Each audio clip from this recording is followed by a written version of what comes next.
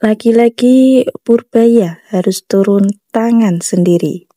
Kali ini bukan soal anggaran daerah, bukan soal pajak, tapi soal uang negara.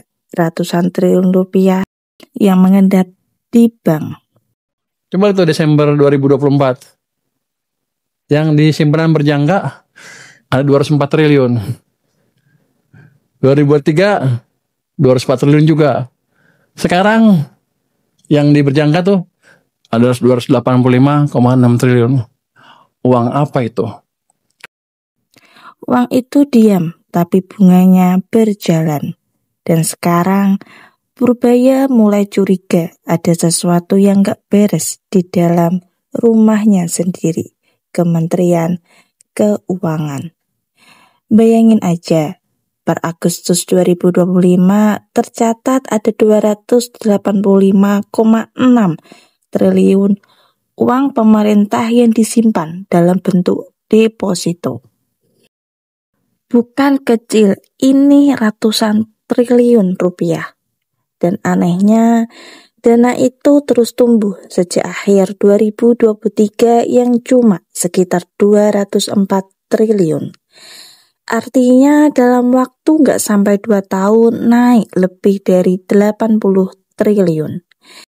Dan yang paling bikin Purbaya kaget, ketika dia menanyakan ke anak buahnya, ini uang apa, dari mana, dan untuk apa, jawabannya nggak ada yang tahu. Tapi dengan nada yang tegas, Purbaya mengatakan, saya yakin mereka mengetahui. Tapi kalau saya tanya anak buah saya, nggak tahu tuh uang apa. Mungkin pada ngibul ya. Kalau kita uang apa itu? Ya, nanti kita kejar. Dia nggak akan ngaku. Sebuah kalimat yang terdengar sederhana, tapi punya makna dalam banget. Karena ini bukan cuma tentang uang, tapi tentang sistem. Sistem di mana pejabat bisa simpan dana negara dalam bentuk deposito. Dan entah siapa yang menikmati bunga tersebut. Purbaya mengatakan, dia curiga ada permainan bunga. Ada kecurigaan mereka main bunga. Karena logikanya, kalau uang itu ditaruh di deposito bank, pemerintah memang mendapatkan bunga, tapi kecil. Sementara di sisi lain, pemerintah membayar bunga lebih besar buat utang dalam bentuk obligasi. Kan saya ngutang. Karena pasti return dari banknya kan lebih rendah dibandingkan dengan bunga sekaliannya daripada bunga yang saya bayar untuk obligasi kan. Pasti di bawah itu. Jadi saya rugi kalau dapat itu. Ini yang disebut Purbaya sebagai negatif carry. Saat bunga utang lebih tinggi dari bunga simpanan. Dan kalau benar uang ini sengaja ditaruh di bank hanya demi permainan bunga, maka bukan sekedar salah kelola, tapi bisa jadi bentuk penyimpangan. Dalam pernyataannya, Purbaya mengatakan, saya nggak tahu itu uang lembaga-lembaga di bawah pemerintahan apa yang lain atau yang lain. Tapi biasanya setahu saya sih bank kan ngasih kode yang clear. Kalau uang pemerintah ya uang pemerintah. Saya kan periksa nanti. Tapi itu kodenya kode apa? Kode uang pemerintah. Katanya. Ia menduga dana itu mungkin ditempatkan di bank-bank BUMN atau Himbara. Bank milik negara yang memang biasa menjadi tempat penampungan dana pemerintah. Tapi kenapa harus dalam bentuk deposito berjangka? Kenapa bukan untuk kegiatan produktif atau untuk membiayai program rakyat? Pertanyaan-pertanyaan inilah yang membuat publik mulai ramai. Karena kalau benar ada permainan bunga di dalam tubuh Kemenku, ini bukan soal efisiensi fiskal, ini soal moral keuangan negara. Mengutip dari inilah.com, ekonom dari Universitas Andalas, Profesor Syarifuddin Karimi bahkan mengatakan langkah Purbaya ini layak diapresiasi karena menyentuh jantung dari masalah tata kelola kas negara.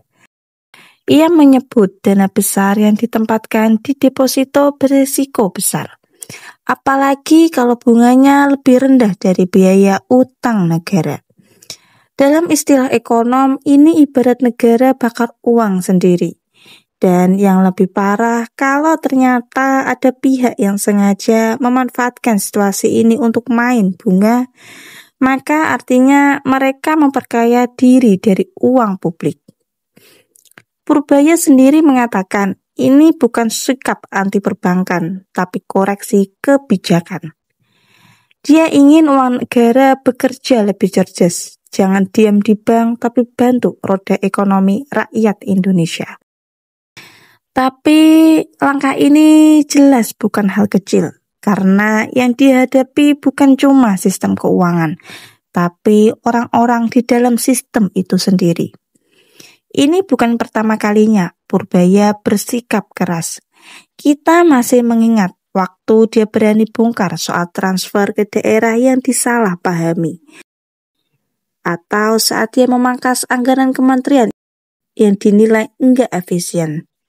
Dan sekarang dia kembali menantang arus, bahkan dari dalam rumahnya sendiri. Bayangin aja tekanan yang akan dia terima. Karena kalau benar ada permainan bunga di deposito negara, maka pasti ada pihak yang sudah lama menikmati sistem ini. Dan kalau dia bongkar, itu artinya rantai lama akan patah. Tapi disinilah keberanian itu diuji. Karena dalam dunia birokrasi, melawan orang luar itu mudah. Yang berat adalah melawan orang dari dalam. Kini publik menunggu langkah berikutnya. Apakah Purbaya benar-benar akan mengungkap siapa di balik dana 285 triliun itu, atau sistem akan kembali menelannya dalam senyap? Satu hal yang pasti, pernyataan Purbaya malam itu di Jakarta bukan sekedar keluhan. Itu peringatan keras bagi semua pihak yang selama ini bermain di zona abu-abu keuangan negara. Karena seperti kata Purbaya sendiri, Terlalu besar kalau ditaruh di deposito seperti itu. ucapan yang sederhana tapi bisa menjadi awal dari badai besar di Kementerian Keuangan. Lagi-lagi Purbaya lawan sistem, tapi kali ini yang dia lawan mungkin bukan siapa-siapa, melainkan orang-orang yang selama ini berdiri di belakangnya sendiri.